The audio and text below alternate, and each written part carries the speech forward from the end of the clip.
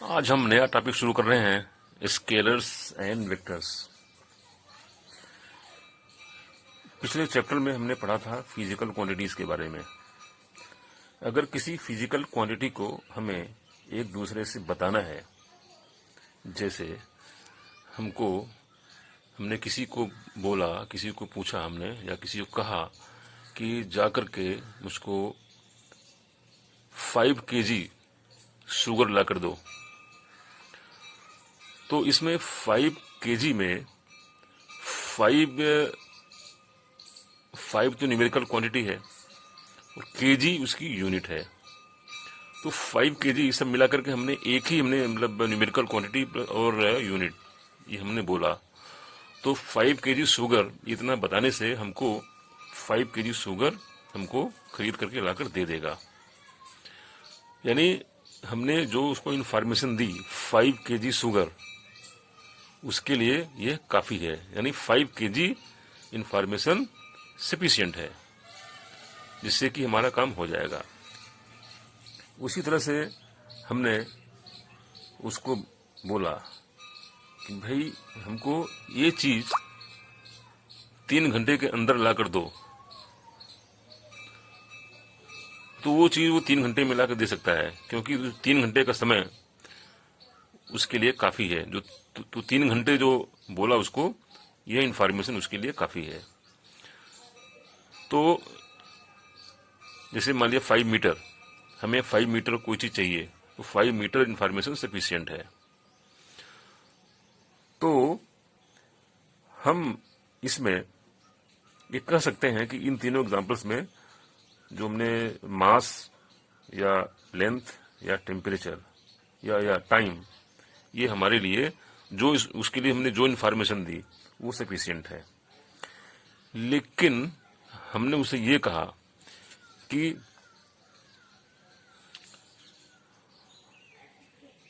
Radisson hotel में जाओ।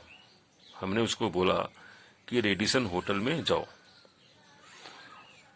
तो उसके बाद में उसने पूछा कि कितनी दूर है।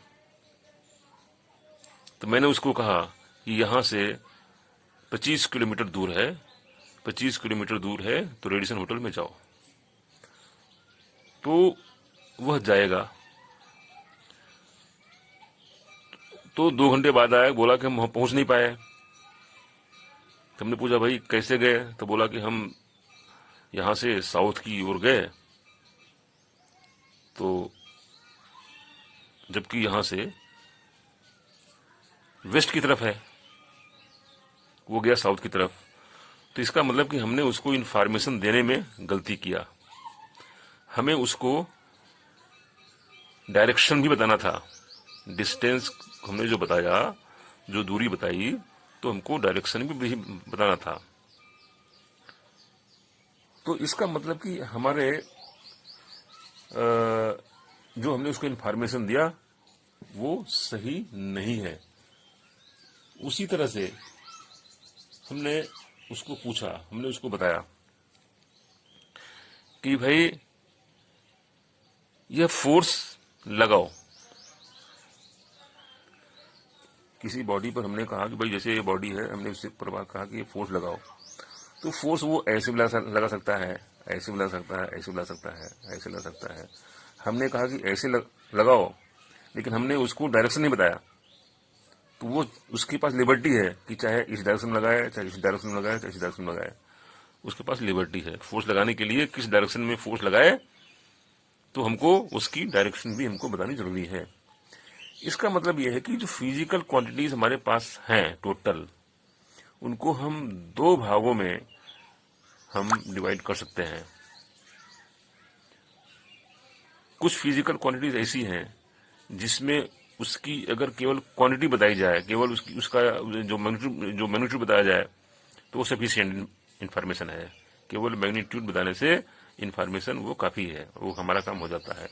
लेकिन कुछ ऐसी फिजिकल क्वांटिटी हैं जिसमें कि मैग्नीट्यूड के साथ साथ में डायरेक्शन भी बताना जरूरी है, तभी इंफॉर्मेशन पूरी हो पाती है, अदरवाइज इंफॉर्मेशन पूरी नहीं होती। तो अब जैसे ये लेंथ है, लेंथ हम किस चीज से नापते हैं? स्केल से नापते हैं। तो इसी को एक बना करके इसका जो नाम, ऐसी इंफॉर्मेशन जहां पर कि केवल उसको स्पेसिफाई करने के लिए, जहां पर केवल मैग्नीट्यूड में काम चल जाता है, उसको हमने नाम दे दिया स्केलर क्वांटिटी। उसका नाम है स्केलर क्वांटिटीज। इसको डिस्क्राइब करने के लिए, पूरी तरह से डिस्क्राइब करने के लिए, हमें केवल उसका जो मैग्नीट्यूड है वही काफी है। उसी तरीके से दूसरे जो तरह की इंफॉर्मेशन है, उसको, किसी इंफॉर्मेशन को पूरी तरह से कंप्लीट इंफॉर्मेशन देने के लिए हमको मैग्नीट्यूड के साथ साथ में डायरेक्शन भी चाहिए, तो उसको हमने नाम दिया वेक्टर क्वांटिटी। इस तरह से हमने सारी की सारी फिजिकल क्वांटिटीज को हमने दो हिस्सों में बांट दिया, स्केलर और वेक्टर। स्केलर क्वांटिटी वो होती है जहां पर कि केवल मैग्नीट्यूड से हमारा काम चल जाता है।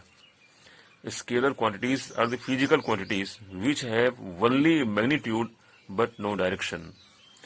It is specified completely by a single number along with proper unit.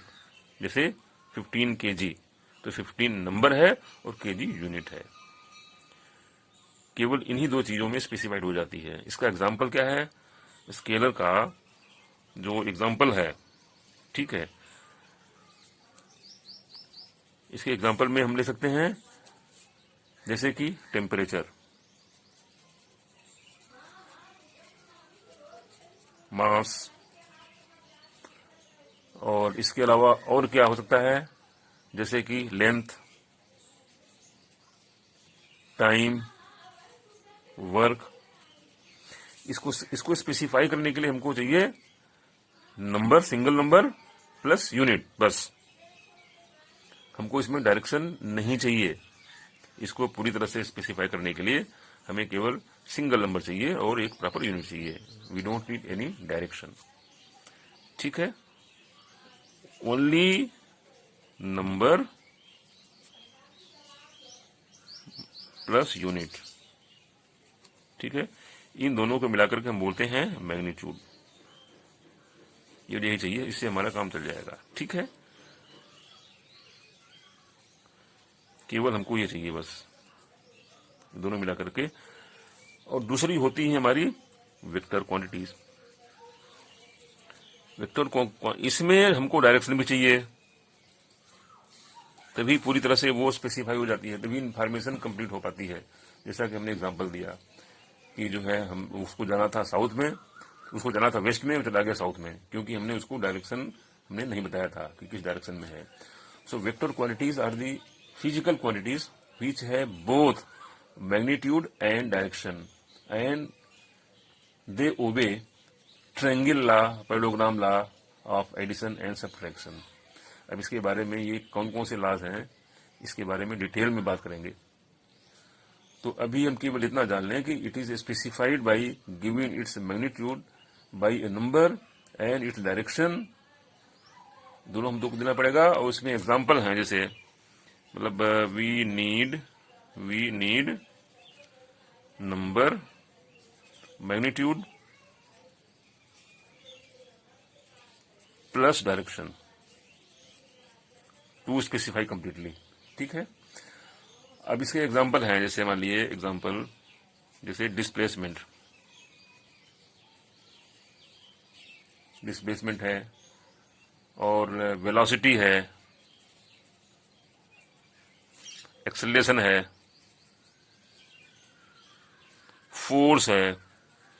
ये सब ऐसी क्वांटिटी है जिसमें कि स्पेसिफाई करने के लिए हमको मैग्नीट्यूड भी चाहिए और डायरेक्शन भी चाहिए। इनको हम कहते हैं वेक्टर, और इसको हम रिप्रेजेंट करते हैं किससे? एक, जैसे मान लिया कि फोर्स हमको करना है रिप्रेजेंट, तो फोर्स को हम ऊपर यहां पे एक एरो डाल देते हैं। दिस इज द रिप्रेजेंटेशन, ठीक है। अब जैसे मान लिया कि एरो कितना बड़ा है, जैसे मान लिया कि कुछ ऐसे वेक्टर हैं, बाद में हम आगे पढ़ेंगे, तो वेक्टर की जो लंबाई है इससे भी मालूम पड़ता है कि उसके कितने मैग्नीट्यूड है। अब ये वेक्टर ये है, मान लिया ये वेक्टर ये है ना। तो अगर हम स्पेसिफाई करेंगे वेक्टर से, तो इसका डायरेक्शन दोनों की एक ही है, लेकिन इसका ज्यादा मैग्नीट्यूड है, इसका बड़ा मैग्नीट्यूड है। तो इसका मतलब यह है कि जो ये एरो है उसकी जो लेंथ है उससे हमको मालूम पड़ता है मैग्नीट्यूड, और उसमें इसका जो एरो है तो एरो से हमको डायरेक्शन मालूम पड़ता है। इसके बारे में और काफी डिटेल में हम बात करेंगे जब हम यहाँ पे वेक्टर एडिशन के बारे में बात करेंगे, और जो पैरेललोग्राम लॉ या ट्रायंगल लॉ इसके बारे में बात करेंगे। ठीक है। सो ये रहा एक तरह से basic information regarding type of physical quantities, that is scalar and vector quantities. अब हम वेक्टर्स को हम क्लासिफाई भी हम कई तरीके से कर सकते हैं। क्लासिफिकेशन ऑफ वेक्टर्स, वेक्टर्स को हम क्लासिफाई हम कैसे कर सकते हैं। अब इसको देखिए, वेक्टर हम दो तरह से क्लासिफाई करते हैं। जैसे फोर्स है मान लिया, तो फोर्स के बारे में हमें क्या क्या इंफॉर्मेशन चाहिए। कोई फोर्स है मान लिया, जैसे मान लिया किसी बॉडी पर कोई फोर्स लगाना है, तो उस फोर्स को हमको स्पेसिफाई करने के लिए हमें क्या क्या चाहिए। हमको चाहिए कि किस पॉइंट पर फोर्स लग रहा है, इधर लग रहा है या यहां लग रहा है या यहां लग रहा है, इस पॉइंट पर लग रहा है या यहां लग रहा है, इस पॉइंट पर लग रहा है। तो उस कुछ ऐसे वो वेक्टर्स होते हैं जिसको पूरी तरह से स्पेसिफाई करने के लिए हमको पॉइंट ऑफ एप्लीकेशन भी चाहिए। जैसे डिस्प्लेसमेंट है मान लिया, जैसे डिस्प्लेसमेंट है मान लिया कि किसी चीज को यहां पहले था, बाद में यहां गया, तो ये चीज यहां से यहां डिस्प्लेस हुई, ये इनिशियल पॉइंट है, ये फाइनल पोजीशन है इसकी। ठीक है, फाइनल है। तो जहां से स्टार्ट हुआ हमको इसकी पॉइंट ऑफ एप्लीकेशन हमको चाहिए। तो पहला केस जहां पर हमको पॉइंट ऑफ एप्लीकेशन चाहिए उसको हम बोलते हैं पोलर वेक्टर्स। पोलर वेक्टर्स वो वेक्टर हैं जैसे कि जहां पर कि हमको पॉइंट ऑफ एप्लीकेशन हमको चाहिए, विच हैव स्टार्टिंग पॉइंट। इनके पास स्टार्टिंग पॉइंट होता है। स्टार्टिंग पॉइंट कहां से शुरू किया, स्टार्टिंग पॉइंट या पॉइंट ऑफ एप्लीकेशन, या मतलब कहां से उसने पॉइंट ऑफ एप्लीकेशन। डिस्प्लेसमेंट में हमको स्टार्टिंग पॉइंट चाहिए, और फोर्स जहां लगाया हमने, किस पॉइंट पर फोर्स लगाया वो चाहिए। तो ये चीजें हमको चाहिए, तो इनको हम बोलते हैं पोलर वेक्टर। और कुछ ऐसे भी होते हैं फिजिकल क्वांटिटी या वेक्टर, ये ऐसे होते हैं जहां पर कि दे हैव रोटेशनल इफेक्ट। जैसे मान लिया कि एंगुलर वेलोसिटी है, एंगुलर मोमेंटम है या टॉर्क है, तो उस सब में एक एक्सिस होती है। जैसे मान लिया कि किसी चीज में हमने इस तरह से टॉर्क लगाया, तो इस टॉर्क लगाया हमने, इसको घुमाने के लिए हमने टॉर्क लगाया हमने किसी चीज को। मान लिया कि कोई प्लेन है मान लिया, इस तरह के प्लेन है मान लिया, और इसको घुमाने के लिए हमने इस तरह से लगाया टॉर्क। तो अब ये जो यहाँ पे जो हम जो टॉर्क लगा रहे हैं, इसमें कोई न तो पॉइंट ऑफ एप्लीकेशन है न कोई स्टार्टिंग पॉइंट है। तो जो इसकी जो डायरेक्शन है, ये डायरेक्शन या ये नहीं है डायरेक्शन, ये डायरेक्शन एंगुलर डायरेक्शन है। तो इसमें कोई ऐसा कुछ नहीं है कि कोई स्टार्टिंग पॉइंट हो। सो ये ऐसे वेक्टर्स हैं जिसमें कि that will have its direction along the axis of rotation. In case में खास बात यह है कि इसकी जो डायरेक्शन है that is in the axis of rotation, ये डायरेक्शन है। अब ये कैसे हुआ, ये डायरेक्शन कैसे हुआ, ये इस तरह से होगा। जैसे मान लिया कि इस तरह से है, इसको हम और बाद में देखेंगे। अगर जो एंगल हमारी जो कर्ल कर रही है, ये हमारी जो फिंगर जो कर्ल कर रही है, तो एक डायरेक्शन हो गया, रोटेशन हो गया, और जो थंब की जो डायरेक्शन है that is the direction of the vector. तो ये चीजें हम और बाद में देखेंगे। इनका हमने नाम दिया है एक्सियल वेक्टर। तो axial vectors basically these are the vectors which represent the rotational effect and acts along the axis of rotation. These are called as axial vectors. इनका एग्जाम्पल है जैसे एंगुलर वेलोसिटी, एंगुलर वेलोसिटी है, angular acceleration है, torque है। These are the examples of axial vectors. So इस direction में भी, this rotation में भी क्लॉकवाइज और एंटी क्लॉकवाइज इस हिसाब से इनकी डायरेक्शन भी होगी कि रोटेशन की डायरेक्शन क्या है, उस हिसाब से इस वेक्टर का भी डायरेक्शन होगा। एक्सिस ऑफ रोटेशन में इसका डायरेक्शन ऊपर है या नीचे है, वो इसके इस डायरेक्शन पे डिपेंड करेगा, डायरेक्शन ऑफ रोटेशन पे डिपेंड करेगा। इसके बारे में फुल डिटेल में हम आगे पढ़ेंगे। So these are the some basic things about the scalars and vectors. Definition of scalars and vectors.